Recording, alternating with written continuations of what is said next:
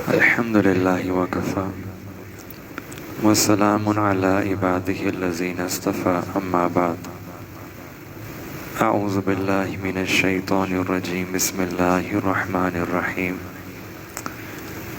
والذين جاهدوا فينا لنهدينهم سبلنا سبحان ربك رب العزة عما يصفون وسلام على المرسلين والحمد لله رب العالمين اللهم صل على سيدنا محمد وعلى آل سيدنا محمد وبارك وسلم اللهم صل على سيدنا محمد وعلى آل سيدنا محمد وبارك وسلم.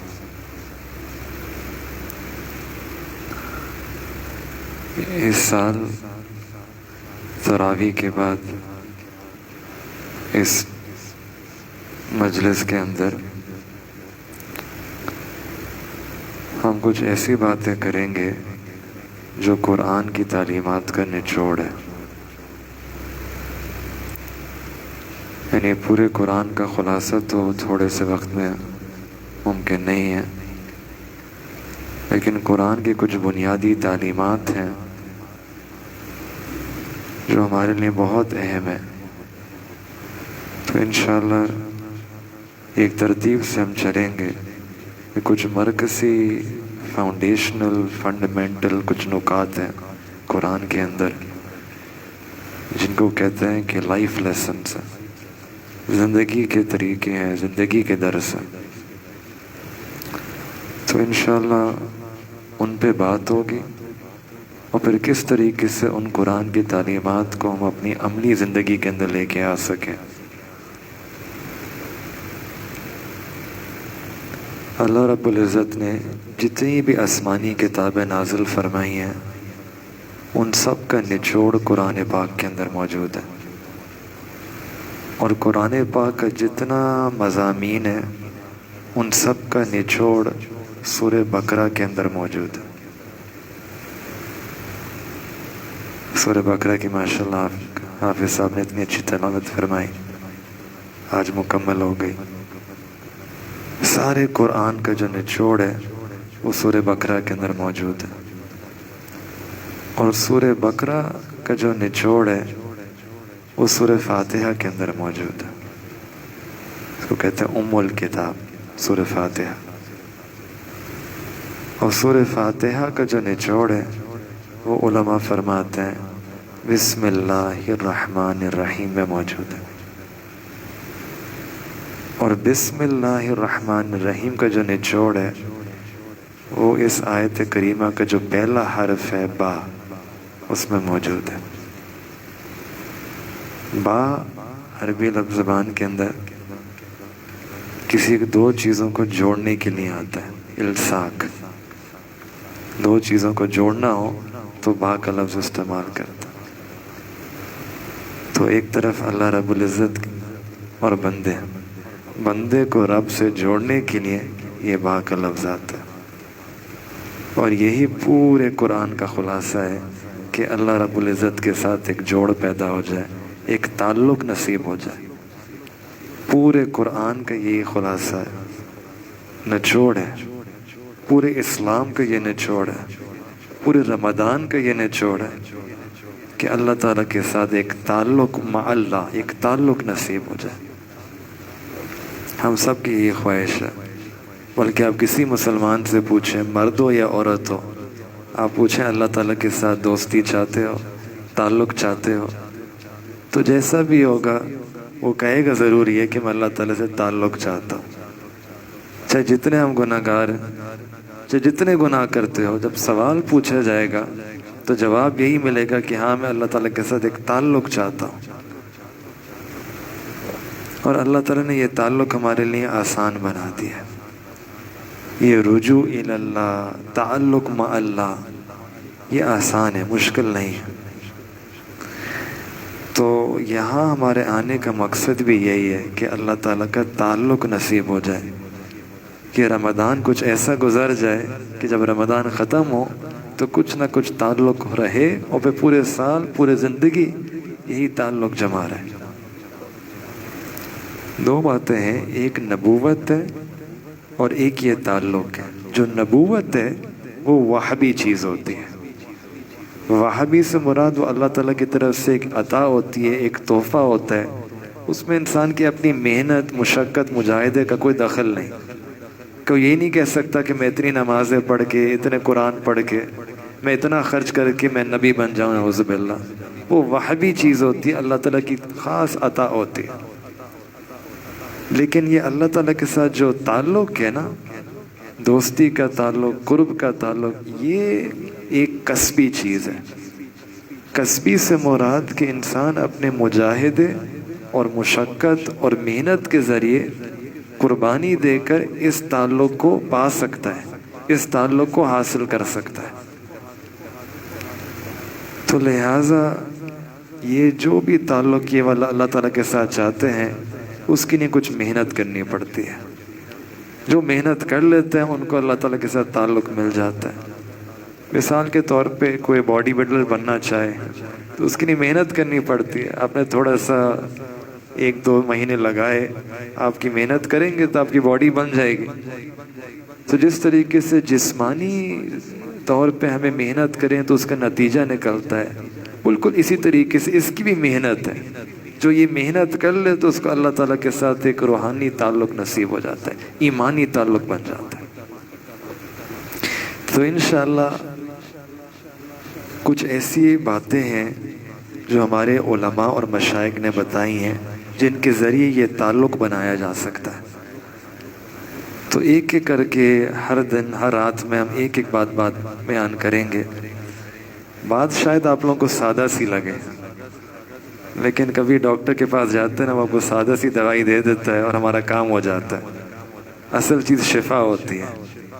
तो बात जो है बहरहाल बड़ी पक्की है और बड़े ज़बरदस्त और पक्के नुस्खे हैं, इससे हज़ारों नहीं सैकड़ों लोगों की ज़िंदगियाँ बदली हैं। तो आज पहला नुस्खा, जो पहली चीज़ उसके बारे में बात करनी है।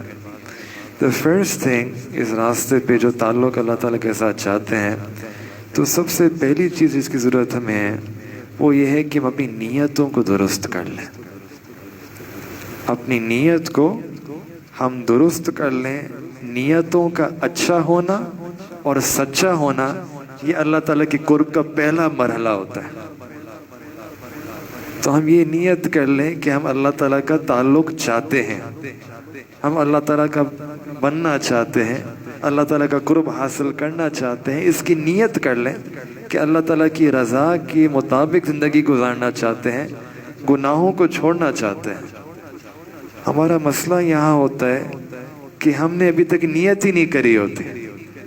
मेहनत तो बात की बात होती है। अगर किसी से पूछें कि आपकी विश लिस्ट क्या है, क्या क्या ख्वाहिशात है, तो जो टॉप 10 ख्वाहिशात होती हैं उसमें बहुत सारी चीज़ें होती हैं दुनिया की, कि मुझे यहाँ भी जाना है, मुझे ये भी करना है, मुझे ये भी करना है, ये भी करना है, ये भी करना है। लेकिन कभी कभार ऐसा होता है कि टॉप 10 के अंदर ये नहीं होता कि मुझे अल्लाह ताला के साथ एक ताल्लुक़ चाहिए, एक ताल्लुक़ ज़ोरदार ज़बरदस्त किस्म का दोस्ताना मोहब्बत वाला ताल्लुक़ अल्लाह से बनाना है। तो ये नीयत है कि हम गुनाहों को छोड़ के मुझे अल्लाह ताला की रज़ा वाली ज़िंदगी गुजारनी है, इसकी मैं नीयत करता हूँ। इंसान इसकी नीयत कर ले, आगे के मरहले अल्लाह ताला खुद आसान फरमा देता है। अगर नीयत में जितना इखलास हो और सच्चापन हो, अल्लाह ताला रास्ते बनाते चले जाते हैं।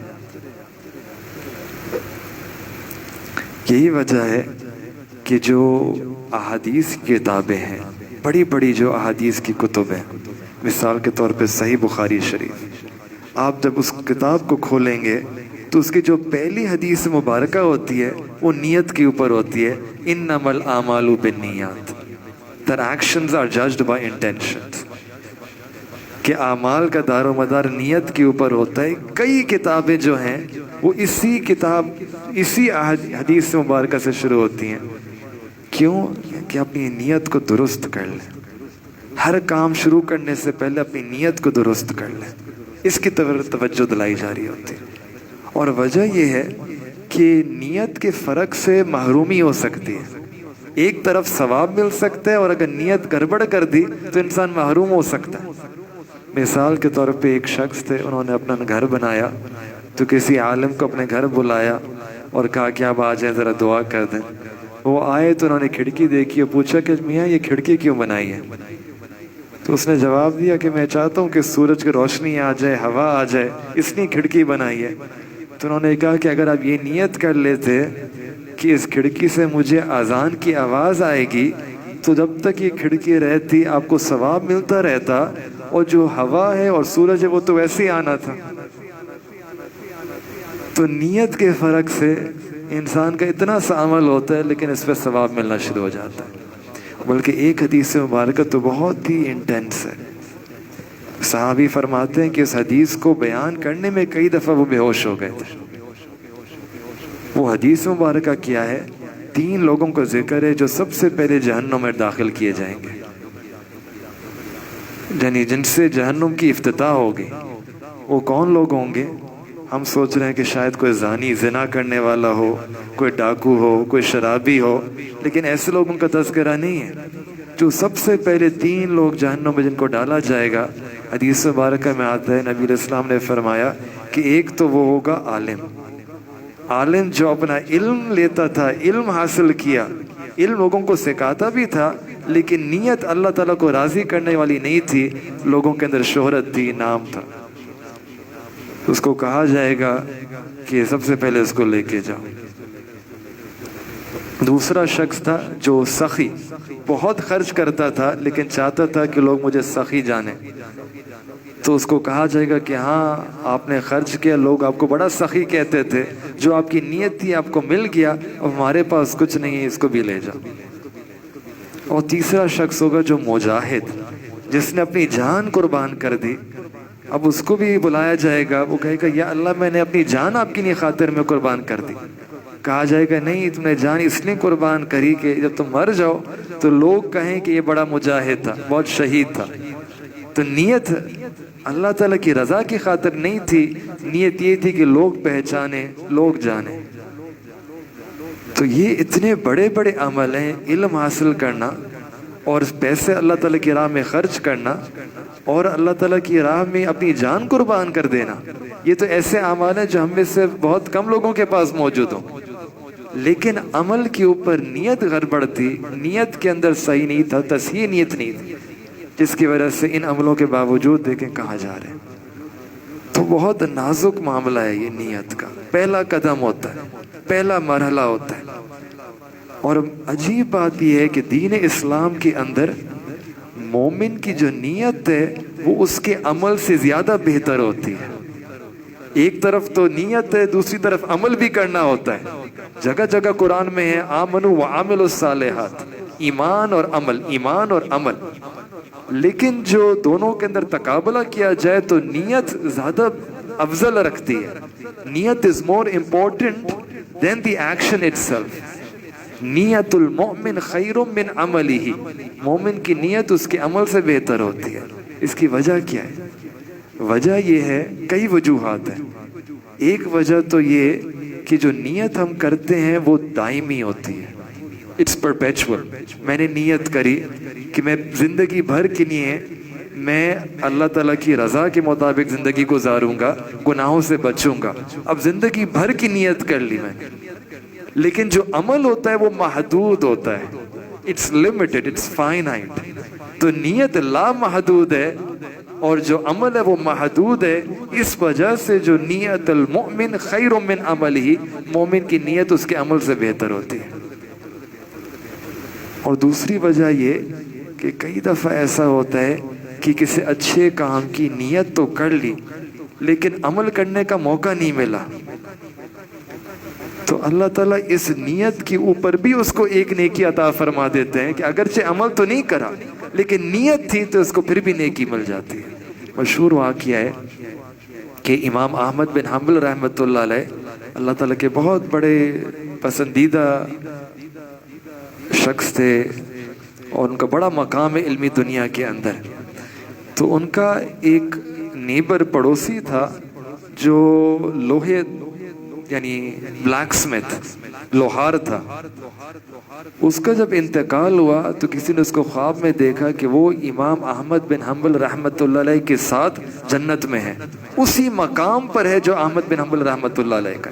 तो ख्वाब देखने वाला बड़ा हैरान हुआ कि ये लोहार वो इतने बड़े आलिम दीन, दोनों एक ही मकाम।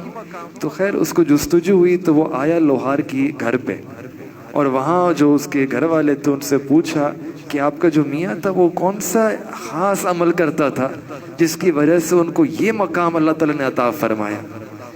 तो उनके घर वालों ने कहा कि नहीं, वो तो बड़ा सादा सा आदमी था, पूरा दिन जाके अपना लोहा कूटता रहता था और घर आके थक हार के सो जाता था, कोई लंबी चौड़ी नवाफिल नहीं पढ़ता था, कोई लंबे चौड़े कुरान वजीफे नहीं करता था, बस फराइज वाजिबात वाला शख्स था। उन्होंने कहा नहीं नहीं, कोई अमल ज़रूर है जिसकी वजह से अल्लाह ताला ने उनको ऐसा मकाम अता फरमाया। तो थोड़ा सोचा तो उन खातून ने कहा कि हाँ एक अमल था, एक अमल ये था कि रात को जब थक हार के आता था सोने के लिए तो अपने बिस्तर पे आके लेट जाता था। बराबर हमारी छत की जो दीवार है वो छोटी थी, और हम बराबर में जाकर देखते थे तो देखते थे इमाम अहमद बिन हम्बल रहमतुल्लाह अलैह वो छत पे आके पूरी रात इबादत किया करते थे। तो जो मेरा शोहर था वो उनको देखता था, फिर ठंडी सांस लिया करता था और कहता था ये अल्लाह, आपने ये मजदूरी यानी ये आपने मेरे ऊपर बोझ डाला है कि मुझे मजदूरी करके रिज़्क़ हलाल कमाना होता है। मैं आता हूँ, मैं थक जाता हूँ, अब मेरे अंदर हिम्मत नहीं होती और मज़ीद इबादत करने की, लेकिन अगर मेरे कंधों पे ये बोझ ना होता तो मैं भी उन्हीं की तरह इबादत करके पूरी रात आपके सामने गुजार देता। ये दुआ करता था, ये तमन्ना दिल में रखता था, ये नियत करता था, फिर सो जाता था, मीठी नींद सो जाता था। अल्लाह ताला ने इसी अमल को, इस नियत को कबूल फरमा लिया और वही मकाम अता फरमा दिया जो इमाम अहमद बिन हम्बल रहमतुल्लाह अलैह का था। और दीन इस्लाम की खूबसूरती ये है कि नियत के अंदर इंसान एक अमल किया, उसके अंदर मुतअद्दिद नियतों को जमा करा जा सकता है और हर नियत के ऊपर अलग अलग सवाब मिलेगा। यानी अमल तो एक किया मैंने, नमाज पढ़ी 2 रकत नफिल, मिसाल के तौर पे जल्दी नमाज मस्जिद के अंदर आ गए तो आपने नियत कर ली कि मैं 2 रकत तहियतुल मस्जिद पढ़ रहा हूँ। अब अमल तो 2 रकत पढ़े, लेकिन उस एक अमल के अंदर कई नियतों को जमा किया जा सकता है। मिसाल के तौर पे तहियतुल वुदू, तहियतुल मस्जिद, सलाते शुक्र, सलाते हाजा, सलाते इस्तिखारा, सलाते तौबा, ये 6 नियतों को मैंने जमा कर लिया। पढ़ी मैंने 2 रकत, लेकिन सवाब गोया ऐसा मिलेगा जैसे मैंने कि 6 की 6 नमाजें पढ़ी। नमाज मैंने सलाते तौबा भी पढ़ी, शुक्र भी पढ़ी और बाकी जो है वो सारी की सारी पढ़ी, सबका अलग अलग सवाब मिलेगा। ये अल्लाह ताला ने मल्टीप्लायर इफेक्ट हमें दे दिया, जो इकोनॉमिक्स में आप पढ़ते हैं, मल्टीप्लाई कर देता है। नियत के जरिए जो अजर है अल्लाह ताला उसको मल्टीप्लाई कर देता है। हमारे कुछ बुजुर्ग ऐसे गुजरे हैं जो कपड़ा बदलने में, अब ये अमल है कपड़ा बदलना, इसके अंदर 40 नियतें लेके आते थे। हम अगर सोचने बैठे 40 नियतें तो शायद we can't even think about 40 नियत, 40 नियतें। मिसाल के तौर पे कपड़ा गंदा हो गया तो अल्लाह ताला को साफ कपड़े पहनना पसंद है तो सफाई, तहारत। फिर जब मैं बाहर जाऊंगा तो लोग देखेंगे तो लोगों का इकराम हो, उनको देख के वो नफरत ना हो, तो उनका ख्याल रखना। फिर हदीस मुबारक में आते हैं कि जब साफ पाक साफ कपड़े होते हैं वो अल्लाह ताला का जिक्र कर रहे होते हैं जब तक वो साफ रहते हैं। तो मैं चाहता हूँ मेरे कपड़े भी अल्लाह ताला का जिक्र करें। इस तरह करते करते 40 नियतें, अल्लाह अकबर। तो हमें चाहिए कि अपनी नियतों को हम दुरुस्त कर लें। तो 3 किस्म की नियतें होती हैं। एक तो हम जो इबादत है वो अच्छी नियत के साथ करें, यानी अल्लाह ताला को राज़ी करने के लिए, लोगों के लिए नहीं, मखलूक के लिए नहीं। तो अच्छी नियत के साथ अमल करना। दूसरी चीज़ है कि बुरी नियत से अपने आप को बचाएं, बुरी नियतों से अपने आप को बचाएं। और एक तीसरी चीज़ भी है کہ بلا نیتی سے بھی بچیں۔ بہت سارے کام ایسے ہوتے ہیں جس میں آپ نے نیت ہی نہیں کری، نہ اچھی نہ بری، بلا نیت، نو نیت، اس سے بچے۔ ہمارے مشائخ فرماتے ہیں کہ بد نیتی نے انسان کو اتنا نقصان نہیں دیا جتنا بلا نیتی نے نقصان دیا۔ ہم اتنے سارے کام کرتے ہیں جس میں اگر ہم نیت شامل کر لیں، اچھی نیت لے آلیں، تو اللہ تعالیٰ اس پہ اجر و ثواب عطا فرما دیتا ہے۔ لیکن چونکہ ہم نیت نہیں کرتے تو وہ عمل بالکل ضائع ہو جاتا ہے، اپرچونٹی لاسٹ ہو جاتی ہے۔ مثال کے طور پہ آپ دیکھیں نا، اس طرح جو چاندی ہوتی ہے، چاندی پر سونے کا پانی ڈال دیں تو وہ سونے کی طرح ہو جاتی ہے۔ ہاں، بالکل اسی طریقے سے جو ہمارے عام روزمرہ کے جو معمولات ہوتے ہیں، کھانا پینا، کپڑے بدلنا، ان پہ سنت کا پانی ڈال دیں، ان پہ سنت کی طرح ہم اگر ہم کر لیں ان اعمال کو، تو یہ عمل بھی اللہ تعالیٰ کے نزدیک ایسے ہی مقبول ہو جاتے ہیں جیسے اصل سنت ہوتی ہے۔ تو اس طرح کے کئی معاملات ہوتے ہیں۔ مثال کے طور پہ ہمارا کھانا کھانا، ہمارا کپڑے بدلنا، یہ گھڑی پہننا۔ مجھے یاد ہے مفتی محمد شفیع رحمۃ اللہ علیہ، ان کا ایک واقعہ ہے، انہوں نے اپنے بیٹے مفتی محمد تقی عثمانی دامت برکاتہم، بہت بڑے، آپ سب جانتے ہیں، کہتے ہیں جب وہ چھوٹے تھے، وہ اپنے والد صاحب کا واقعہ بیان کرتے ہیں، کہتے ہیں وہ جب حج سے یا عمرے کے سفر سے واپس لائے تو میرے والد صاحب نے، مفتی اعظم پاکستان مفتی محمد شفیع رحمۃ اللہ علیہ، انہوں نے مجھے ایک گھڑی دی، اور میری پہلی گھڑی تھی، اور کہا کہ بیٹے تمہارے لیے گھڑی لایا ہوں، گھڑی پہنو۔ پھر پہننے سے پہلے کہا کہ کس نیت سے پہنو گے؟ تو میں خاموش ہو گیا۔ لیکن میں نے یہ گھڑی تمہیں اس لیے دی ہے تاکہ تم جب پہنو تو تمہیں نماز کا وقت تمہیں اس گھڑی کے ذریعے معلوم ہو جائے۔ وہ کہتے ہیں میں نے اس نیت سے میں نے یہ گھڑی پہنی، آج تک اسی نیت کے ساتھ پہنتا ہوں۔ اب اتنا سا عمل ہے گھڑی پہننا، لیکن اس کے اوپر بھی اگر صحیح نیت کر لیں تو انسان کو ثواب ملتا رہے گا۔ ہم بھی گھڑی پہنتے ہیں لیکن ٹائم دیکھ لیتے ہیں ادھر ادھر، لیکن اگر کوئی اس نیت سے پہن لے تو دیکھیں یہ معمولی سا عمل ہے لیکن اس پہ اجر و ثواب ملتا رہتا ہے۔ تو لہٰذا بات کا خلاصہ یہ کہ ہمیں چاہیے کہ اپنی نیتوں کو درست کر لیں۔ اللہ تعالیٰ نے جو ہمیں اپنے ماں باپ دیے ہیں، ماں باپ کو دیکھنا ایک مسکراہٹ کے ساتھ، اس پہ انسان کو حج، مقبول حج اور عمرے کا ثواب مل جاتا ہے۔ نیت ہے، آپ جس نیت سے دیکھیں، ایک تو آپ ایسے بھی دیکھ لیں لیکن اچھی نیت کے ساتھ دیکھیں تو اس پہ اجر ثواب مل جاتا ہے۔ ہم نائٹ سوٹ بدلتے ہیں رات کو سونے سے پہلے، کپڑے بدل کے سوتے ہیں، یہ نبی علیہ الصلوۃ والسلام کی سنت مبارکہ تھی۔ ہم سنت کی نیت کر لیں تو کپڑے بدل کر سونا رات کو، اس پہ بھی اجر ثواب ملے گا۔ ہم چھوٹے بچے ہوتے ہیں، ہر گھر کے اندر ہوتے ہیں، تو مزہ آتا ہے ان کو گود میں لے کے آنا، پاس لے آنا، ان کو کڈل کرنا، ان کا بوسہ لینا، ہم سب کرتے ہیں یہ۔ لیکن نبی علیہ الصلوۃ والسلام نے ایک حدیث مبارکہ میں فرمایا کہ یہ جو بچوں کی جو خوشبو ہے یہ جنت کی خوشبو کی طرح ہے۔ تو آپ اگر اس حدیث کو سامنے رکھے، نیکسٹ ٹائم جب ہم بچوں کو پیار کریں تو یہی سوچیں، یہی نیت کر لیں کہ یا اللہ جس طرح آپ نے مجھے اس دنیا کے اندر جنت کی خوشبو سنگھا دی، اللہ کل قیامت کے اندر بھی جنت کی خوشبو عطا فرما دے۔ The doors are open، دروازے نیت کے تو کھلے ہیں، بس انسان تھوڑا سا سوچے، ہر عمل کے ساتھ اچھی نیت لے آئے تو انسان کا بہت تیزی سے قرب کا مرحلے طے ہوتے چلے جاتے ہیں۔ تو اللہ تعالیٰ سے دعا ہے کہ اللہ تعالیٰ ہمیں بھی اس بات پر عمل کرنے کی توفیق عطا فرمائے۔ یہ پہلا قدم ہے کہ آپ اپنی نیتوں کو اچھا کر لیں اور نیتوں کو سچا کر لیں۔ اللہ تعالیٰ سے دعا ہے کہ اللہ تعالیٰ ہمیں اس بات پر عمل کرنے کی توفیق عطا فرمائے۔ وآخر دعوانا ان الحمد للہ رب العالمین۔